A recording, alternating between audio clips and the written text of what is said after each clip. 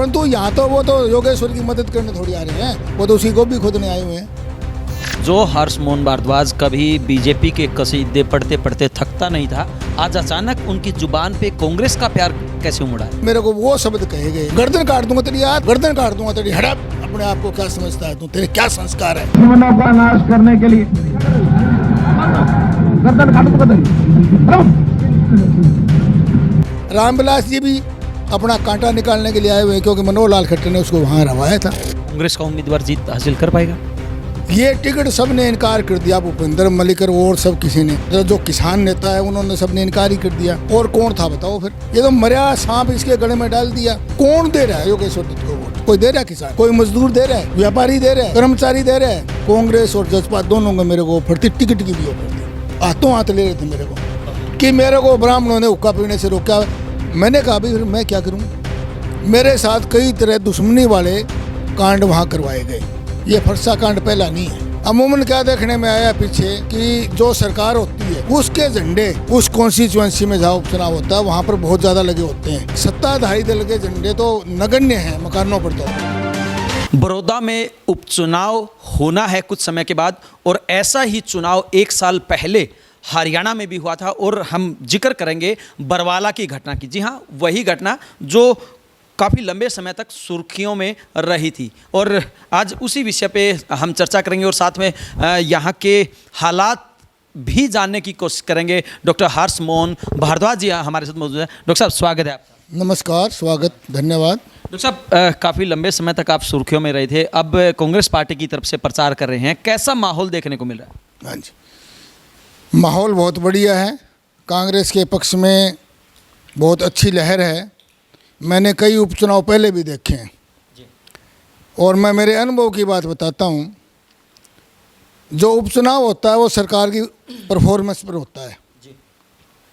अमूमन क्या देखने में आया पीछे कि जो सरकार होती है उसके झंडे उस कॉन्स्टिट्यूएंसी में जहाँ उपचुनाव होता है वहाँ पर बहुत ज़्यादा लगे होते हैं।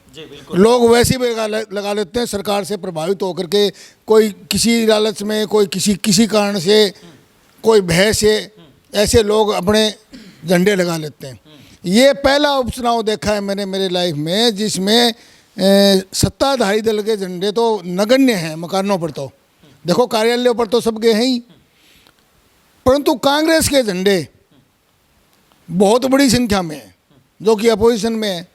इनेलो के भी झंडे मिल जाएंगे आपको, सैनी साहब के भी मिल जाएंगे, परंतु भाजपा के झंडे उसके मुकाबले में कुछ भी नहीं है। जबकि होता हर उपचुनाव में ऐसा होता है कि सत्ताधारी दल के झंडे होते हैं, बाकियों के तो मिलते ही नहीं थे। इस बार मैंने ये देखा गांव-गांव में। डॉक्टर साहब, जो हर्ष मोहन भारद्वाज कभी बीजेपी के कसीदे पढ़ते पढ़ते थकता नहीं था, आज अचानक उनकी जुबान पे कांग्रेस का प्यार कैसे उमड़ा है? ऐसा है, मैं कोई भाजपा में कोई ज़्यादा बहुत बड़ा नेता नहीं था और ना ही लंबे समय तक मैंने भाजपा में काम किया। मैं तो आरएसएस का कार्यकर्ता था और 3 साल तक मैं हरियाणा स्टाफ सिलेक्शन कमीशन का मेंबर रहा, जो कि संवैधानिक पद था। उसमें आप किसी राजनीति में रोल में भाग ही नहीं ले सकते। उससे पहले मैं सरकारी सर्विस में डिप्टी डायरेक्टर था पशुपालन का। तो राजनीति में तो भाग लेने का कोई सरकारी कर्मचारी का वैसी नैतिकता भी नहीं है, कानून भी नहीं है और अपराध है। परंतु जैसे ही मैं 18 जुलाई 2019 को हरियाणा स्टाफ सिलेक्शन कमीशन के मेंबर से रिटायर हुआ, 3 साल का टेन्योर होता है हमारा, वो पूरा होते ही 19 जुलाई को मैंने मिस कॉल दे करके भाजपा का सदस्य बन गया, यानी राजनीति में कूद गया। क्योंकि स्वाभाविक है कि मेरे विचार वैसे तो मैंने भाजपा में ही कूदना था। राजनीति का मतलब भाजपा ही है। यही मेरी गलती थी, क्योंकि यदि मैंने राजनीति करनी थी तो मिस कॉल दे करके चुपचाप ऐसे भाजपा का सदस्य बनने का कोई लाभ ही नहीं। आपने राजनीति करनी है तो आप अपना पूरा पंप एंड शो से पार्टी में शामिल होना चाहिए आपको। पंप एंड शो, शायद दल बल इतने लोगों के साथ भाजपा ज्वाइन की या जो भी पार्टी ज्वाइन करनी थी। तो परंतु मैं अब की बार 75 पार और कुछ मोदी जी के प्रभाव से भी था, और क्योंकि उस विचारधारा से भी जुड़ा हुआ था और मूल रूप से जुड़ा हुआ था, तो स्वाभाविक था कि मैं उस काम में लग गया। मैंने इस बात का महत्व नहीं दिया, क्योंकि मेरे मन में कोई लालसा तो थी नहीं कि मुझे कोई टिकट मिल जाए या कोई और हो जाए। मेरा उद्देश्य ये था कि भाजपा की सरकार फिर आए और पूर्ण बहुमत से 75 के पार से संख्या से आए, तो मैं बिना किसी लोभ लालच के मेरी भावना से लग गया। कसीदे पढ़ने वाली कोई ऐसी बात नहीं थी, परंतु मेरी भावना थी ऐसी। तो फिर मोह भंग क्यों हुआ, क्या वजह रही? मोह भंग कोई नहीं हुआ। मोह भंग के लिए तो कुछ परिस्थितियाँ ऐसी पैदा हो गई, क्योंकि जैसे ही मैंने भाजपा ज्वाइन की तो वहाँ भाजपा के अंदर जो लोग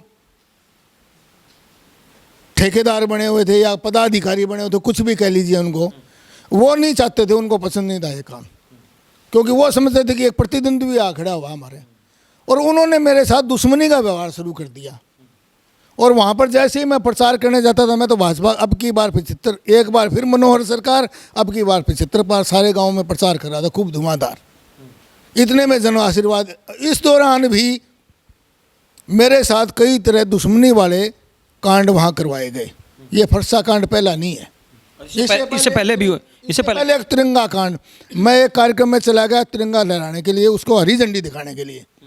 कोई तिरंगा यात्रा थी अखिल भारतीय विद्यार्थी परिषद की, उसको तिरंगा दिखाने के लिए, तो मेरे हाथ में किसी ने जानबूझ के उल्टा तिरंगा पकड़ा दिया, उल्टा तिरंगा, और वो मैंने जैसे ही देखा उसको पलटवा दिया। परंतु इतनी देर में उसको फोटो लेकर के वायरल कर दिया, क्योंकि वो प्री प्लान था। तो उसको तो बोला इसको तो सज़ा होनी चाहिए, तो राष्ट्रपति के पास भेजो, उसकी तो जेल होनी चाहिए, इस तरह का फिर इन्होंने प्रचार किया। उसके पश्चात वहाँ पर एक थोड़े दिन बाद अमित शाह जी की रैली थी रोहतक में, चौधरी वीरेंद्र सिंह जी ने आयोजित कर रखी थी, उसके अंदर भी हम गए। तो वहाँ ब्राह्मण धर्मशाला के पास से हमने पॉइंट बना दिया था बरवाड़ा में कि भी यहाँ से सारे इकट्ठे होकर चलेंगे। वो इसलिए थोड़ी था कि मैं कोई ब्राह्मण सभा का हमने कोई किराया ले रखी दिया, मैं कोई ब्राह्मण सभा का सदस्य था, इसलिए तो ले नहीं रखी थी। परंतु वहाँ पर प्री प्लान करके मेरे विरोधियों ने एक बैकवर्ड समाज का बच्चा वहाँ पर भेज करके और एक बाउंडर खड़ा कर दिया हुक्के का। हुक्का प्रकरण का आपने हुक्का कांड सुना होगा कि मेरे को ब्राह्मणों ने हुक्का पीने से रोका। मैंने कहा भाई फिर मैं क्या करूं, मैं ना तो ब्राह्मण सभा का पदाधिकारी, ना मैंने एक किराए पर ले रखी, ना मैं इसके अंदर गया, ना मेरा लेना देना। परंतु उसने उस बात को नहीं सुना, क्योंकि वो प्री प्लान था और वो जानबूझकर वो दोनों तरफ से जो ना प्लान था। ओके के लिए रोकने वाले भी लोग उन्हीं के थे और वो ओके वाला भी उन्हीं का था। मतलब आपको फंसाने के लिए वो सारी चाल चली। ये मतलब वो जातिगत यहाँ तक चले गए मेरे खिलाफ FIR दर्ज करवाने के लिए। उद्देश्य क्या था कि अंदर चला जाए, तिरंगे वाला उद्देश्य भी यही था कि किसी तरह ये अंदर चला जाए तो प्रचार बंद हो जाएगा, नहीं तो ये प्रचार बंद नहीं करेगा। कांग्रेस में आने की वजह? नहीं, भाजपा में था उस समय। मैं नहीं, हम पूछ रहे हैं कि कांग्रेस में कैसे आए? सुन तो पृष्ठभूमि बता रहा हूँ, कुछ ये पूरी लंबी कहानी है। इतना जो आदमी 45 साल तक एक विचारधारा में काम करता है, वो दूसरी कांग्रेस में आने की कैसे सोचता है? जो एंटी विचारधारा, जो इमरजेंसी में ही खिलाफ रहा हो, इमरजेंसी लगी थी जब सन 75 में, उस समय का आदमी हूँ मैं तो कार्यकर्ता। मैं पृष्ठभूमि बता रहा हूँ ये सारी की लंबी, एक क्षणिक नहीं है, मेरा कोई गुस्सा नहीं है, लंबा है। तो उसके पश्चात क्या हुआ कि उन्होंने ऐसे कार्यक्रम जारी रखे और उसके पश्चात ये जन आशीर्वाद यात्रा आ गई। हमने सोचा भाई मनोहर लाल जी मेरे मित्र हैं, बहुत साल तक हमने इकट्ठा काम किया है, तो एक यादगार उसका स्वागत किया जाए। मैंने वहाँ पर एक सामाजिक कार्यक्रम किया, 36 बिरादरी के लोग, अलग अलग संगठनों के लोग, अलग अलग समाज के लोग, और वहाँ पर सरकारी एक स्कूल था जींद रोड पर, उस स्कूल के अंदर कार्यक्रम किया स्टेज लगा करके। हमारा ये विश्वास था कि मुख्यमंत्री जी कहते जहाँ 2000 से ऊपर संख्या हो जाएगी वहाँ पर मैं नीचे भी आ जाऊँगा। सब जगह कई जगह गए जहाँ पर 2-3 हज़ार की संख्या थी, हमारी संख्या तो 14,000 की थी। तो हमें पूर्ण विश्वास था। वहाँ पर अलग अलग समाज के लोग अलग अलग भेंट लेकर आए थे, कोई मोमेंटो, कोई माला, कोई पगड़ी, कोई मतलब ये मुकुट भी था समाज का, और ब्राह्मण समाज वाले फरसा लेके आए थे। मैंने एक वज्रस्त्र भेंट किया था उनको। वज्रस्त्र वो अस्त्र है जो महर्षि दधीची जिसकी मैं संतान हूँ, उन्होंने अपनी हड्डियाँ दान दे करके और वृत्रासुर को मारने के लिए वज्रस्त्र का निर्माण किया था इंद्र ने, तो वो प्रतीक रूप में मैंने भेंट किया था। मेरा तो सिर्फ वही था। परंतु वहाँ पर हमारे विरोधी जैसी हमारी संख्या दिखी ना, तो वो इस जुगाड़ में लग गए कि मुख्यमंत्री नीचे ना आए। वो इसी षड्यंत्र में लगे रहे और मुख्यमंत्री को नहीं नीचे आने दिया, क्योंकि पार्टी पदाधिकारी, जिला अध्यक्ष और जो है ना वो, उनके बिना मुख्यमंत्री नीचे उतरता नहीं। और मेरी यात्रा, वो उन्होंने अपनी यात्रा भी 200 मीटर दूर ही उस स्कूल के गेट से दूर ही रोक दिया और वहाँ से मेरे को आवाज़ लगाई फिर माइक से। तो स्वाभाविक रूप से मेरे पास, मैं बोला भाई अब कोई चीज़ आप लोगों ने देनी नहीं है यहाँ पर भेंट, क्योंकि ये तो नीचे स्टेज पर आकर के विधि विधान से देनी थी। नीचे आते नहीं है, तो अब ऊपर बुलाया तो मैं ये मेरा ये ले जाऊँ, मैं वो लेकर ऊपर चला गया। और इतनी देर में भीड़ को बहुत ज़्यादा थी, बहुत उत्साह था, फूल बरसने लगे, माला बरसने लगी। एक साइड से किसी ने परसा पकड़ा दिया, पर मैं इनकार करके गया था, परसा नहीं देना, आप परसा देना है तो ब्राह्मण धर्मशाला के सामने देना, वहाँ पर भी पॉइंट है। परंतु वो नहीं माने, उत्साह में दे दिया उन्होंने फरसा। वाह जी वाह, आपने देखा होगा वीडियो में, वाह जी वाह, दुश्मनों का नाश करने के लिए ऐसे हाथ में, इस हाथ में लिया था, इस हाथ में माइक था। और इतनी देर में दूर से साइड से मुकुट आ गया। अब नीचे से मुकुट आया होगा, मैं क्या करूँगा, जनता ने भेजा उत्साह में। वो क्या चाहती थी कि मुकुट किसको दूं, पहनाया जाए मुख्यमंत्री। तो मैंने डीपी वत्स, जनरल डीपी वत्स जी को दिया वो मुकुट, भी आप इसको पहनाओ। उन्होंने ऐसे हाथ रखे, आप देखा अच्छी तरह वीडियो साफ दिख रहा है, उन्होंने रखा, पीछे से मैंने हाथ लगा लिया, इस साइड से दाईं साइड से चौधरी विजेंद्र सिंह जी MP हमारे, चौधरी विजेंद्र सिंह, उन्होंने भी थोड़ा सा हाथ लगा। इतनी देर में तो वो तो भड़क गए और ऐसे मुड़ गए। जनरल डीपी वत्स ने हाथ छोड़ दिया, इन्होंने हाथ छोड़ दिया, वो मेरे हाथ में मुकुट रह गया। और फिर मेरे को वो शब्द कहे गए जो मतलब एक पाड़ी भी नहीं बोलता। क्या कहेंगे? गर्दन काट दूंगा तेरी, आ तो रहा है, गर्दन काट दूंगा तेरी, हड़प, अपने आप को क्या समझता है तू, तेरे क्या संस्कार है। मतलब ऐसे छोटे बच्चों को भी नहीं बोला जाता। और आज तक मेरी समझ में तो दुनिया के इतिहास में किसी इतने बड़े पद पर आए हुए आदमी ने इस तरह की भाषा किसी को नहीं बोली होगी। हरियाणा का सिर उस दिन शर्म से संसार के आगे झुक गया कि मैं, हमारा मुख्यमंत्री ऐसा जो ऐसी भाषा बोलता है। मित्रता के नाते मैंने सहन कर लिया, क्योंकि मेरा मित्र था। परंतु ये तो 36 बिरादरी का अपमान था। नंबर 2, परसा जो है वो भगवान परशुराम का अस्त्र है। और वो ब्राह्मणों ने भी कहा भी हमारा अस्त्र लेकर के संयोग से आगे मैं भी ब्राह्मण के घर जन्म, हमारे आदमी को गर्दन काटने की बात कह रहे हैं। वो भी रुष्ट हो गए। और 36 बिरादरी यूं नाराज होगी भी ये ऐसा बोलता है हमारा मुख्यमंत्री, एक आदमी को काटने की बात करता है, मनुष्य मात्र को। तो ये तो मनुष्य मात्रता का, मनुष्यता का भी अपमान था, भगवान परशुराम का भी अपमान था। तो ये बातें सारी होने के पश्चात भी मैंने उस बात को बिल्कुल भुला दिया। मैंने कहा कुछ नहीं हुआ, हुआ ही नहीं कुछ।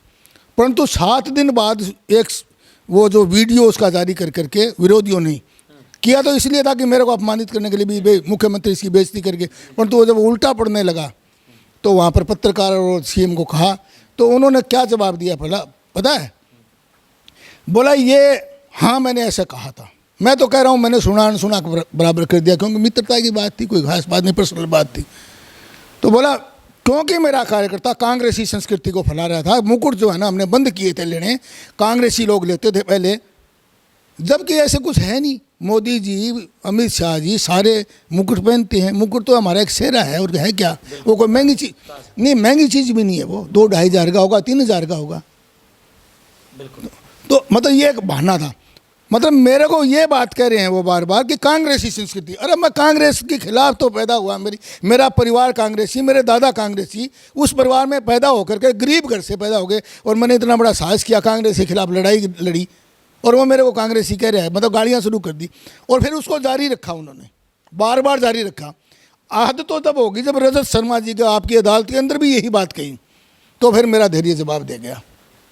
फिर मैंने रात 13 अक्टूबर की रात को 13 और 14 का मैंने अलविदा भाजपा फेसबुक पर डाल दिया, और उसके बाद धमाका हो गया। आने जाने लोग शुरू कर, मित्र प्यारे कहने लगे यार तूने इलेक्शन का समय है, बखेड़ा खड़ा हो गया, तुझे ये बोलने की क्या जरूरत थी। मैं कहा भाई चलो, मैंने मेरा वो वापस ले लिया फेसबुक।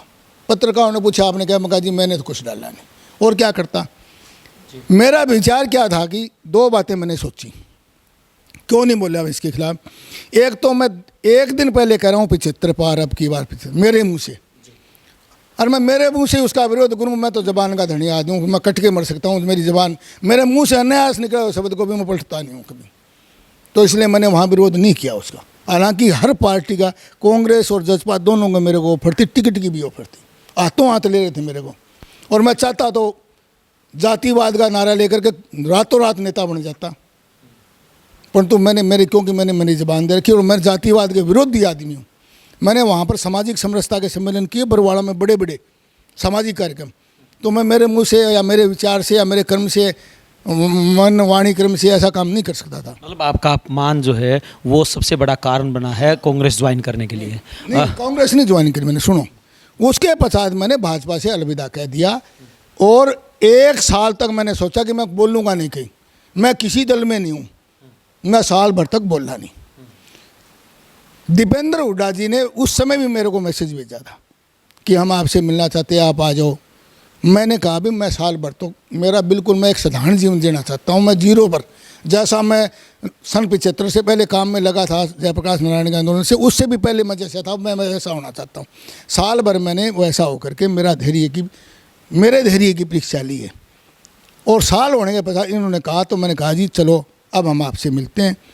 तो मिलने मैं नहीं आऊँगा, ना मैं किसी पार्टी में शामिल हूँगा। हाँ, मैं शामिल हो सकता हूँ यदि मुझे लगा सामने वाला मेरे को बुला रहा है और मेरी वहाँ आवश्यकता है, और मेरे को निश्चल प्रेम से बुलाएगा, निस्वार्थ भाव से मेरे को बुलाएगा, मेरे सम्मान से बुलाएगा, तो मैं गौर करूँगा उस पार्टी का, अपने आप कहीं नहीं जाऊँगा।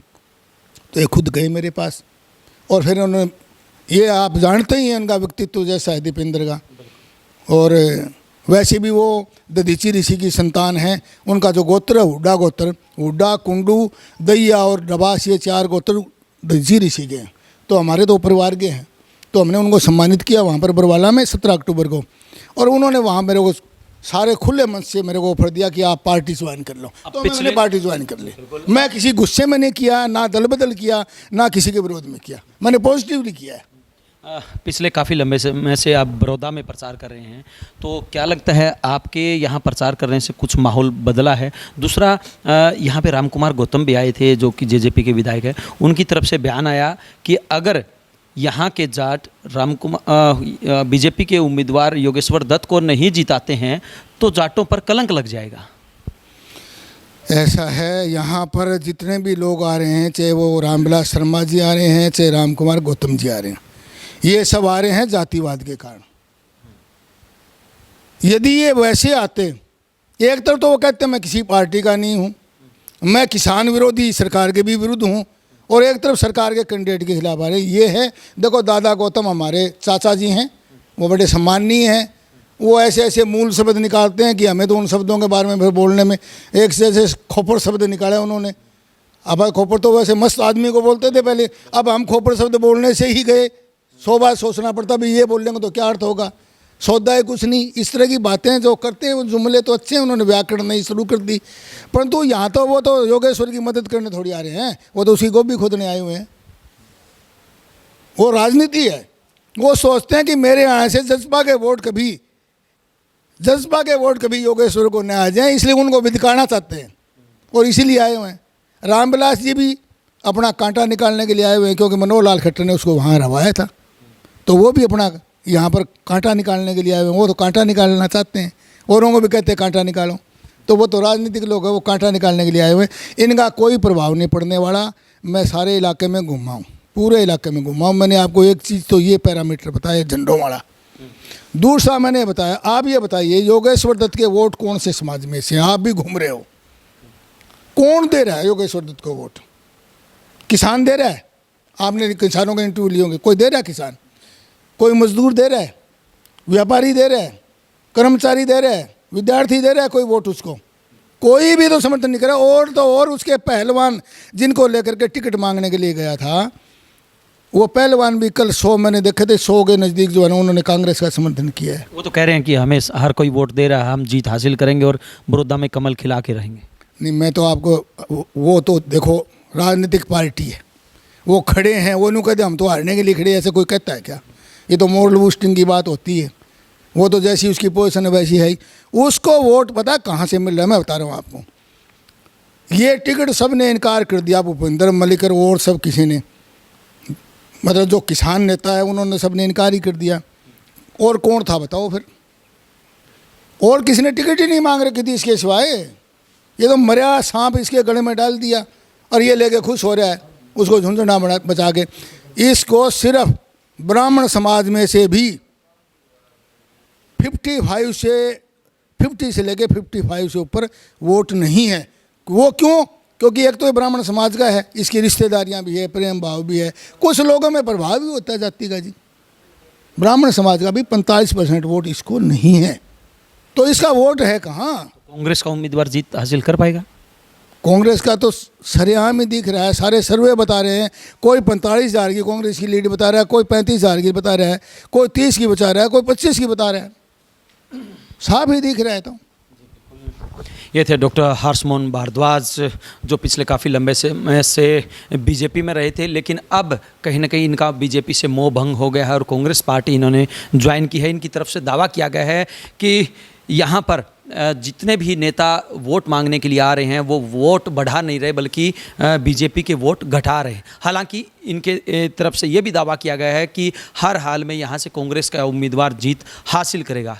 ये तो आने वाला समय ही बताएगा कि आखिरकार किन के दावों में कितनी सच्चाई है।